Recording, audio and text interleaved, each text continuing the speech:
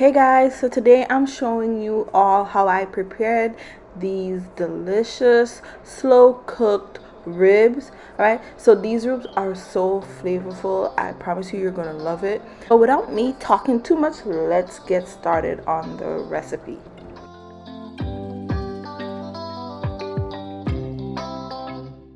Alright you guys, so I got my rack of ribs and I placed it in my baking dish, and I sprayed my baking dish with some non-stick cooking spray. Placed the clean ribs in there, okay? And now what I'm gonna do is season up the ribs on both sides. So I pat dried the ribs with paper towel on both sides to remove any extra water on it. All right, and in the small bowl I mixed a few seasonings together. So I mixed all-purpose seasonings. I'm using the Kitchen Craze all-purpose seasoning. The flavors in that seasoning is just thebomb.com. all right, so I use that.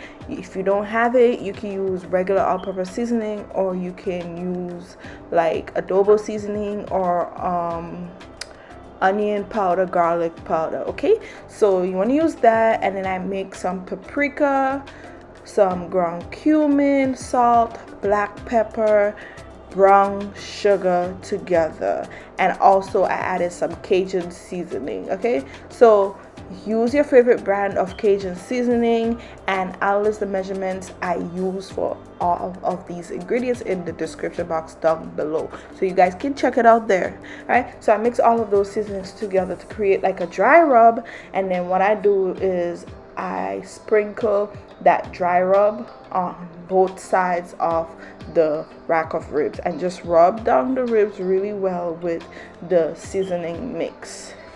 You guys, so after you finish putting the dry rub on the ribs, we're gonna make like a little sauce for these ribs. So this recipe for these ribs is not really like your regular barbecue ribs recipe, but I promise you it's just as delicious, if not better. So give it a try, or you can add this recipe to your regular barbecue ribs recipe and just spice it up, jazz it up, and make it taste extra delicious. Okay, so what I'm doing is adding a little bit of water in the dish with the ribs. You can use water if you want, you can use broth, but I just use water. And then to it I'm gonna add in some green seasoning mix. I'll link the video to my green seasoning mix down below so you guys can check it out there. You can also buy it in the supermarket in the Caribbean section of your grocery store, or you can use sofrito, because it's basically the same thing. It's just that one is the Caribbean version and one is the Spanish version. Okay, so I added some green seasoning, and then you want to use 1 packet of the Lipton Secrets onion soup mix. All right, I just showed you guys the packet here, 1 packet of it. So 1 packet of that, and you're gonna pour it on top of the ribs. You can add some in the liquid in the dish as well. So I also added in some beef bouillon powder, and I'm just dropping that in the sauce in the pan. You can lift up the ribs and add it in the pan below the ribs.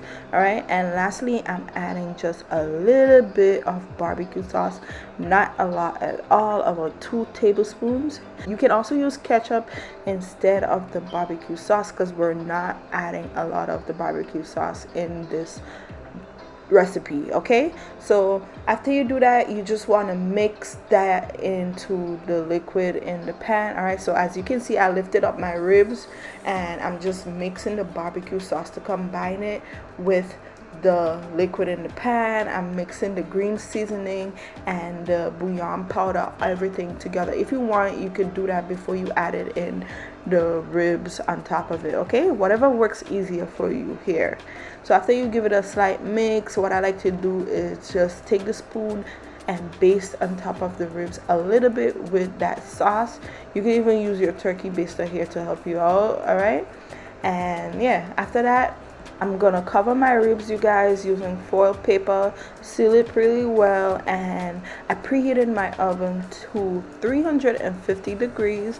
And once the oven is preheated, you're gonna place your ribs covered into the oven to slow cook for 1 hour before we remove it and check it. Okay.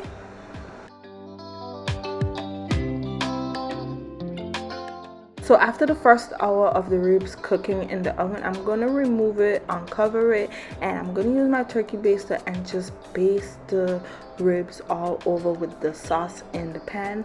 At this point, you guys should smell the ribs and should be smelling so good. It had my mouth smelling amazing. All right, it was smelling kind of like the holidays.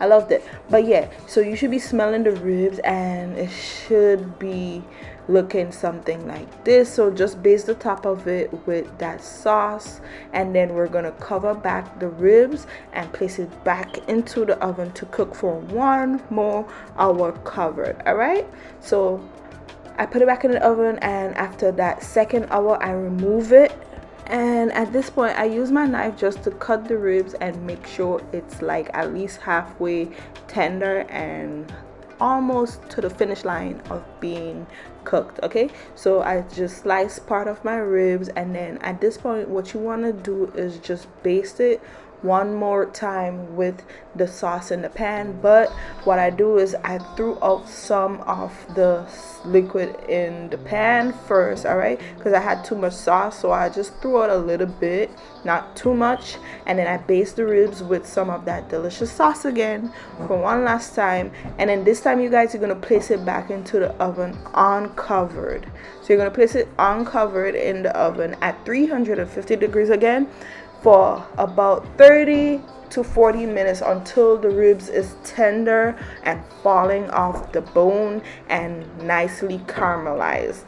So yeah, you guys, once the ribs is tender and it's falling off the bone like this, you're finished cooking your ribs. Okay, so as you can see, it's tender, and if you taste it, it's absolutely delicious. So what I like to do at this point, or you could let the ribs cool before you do it, just take a knife and slice out the ribs, and that's it.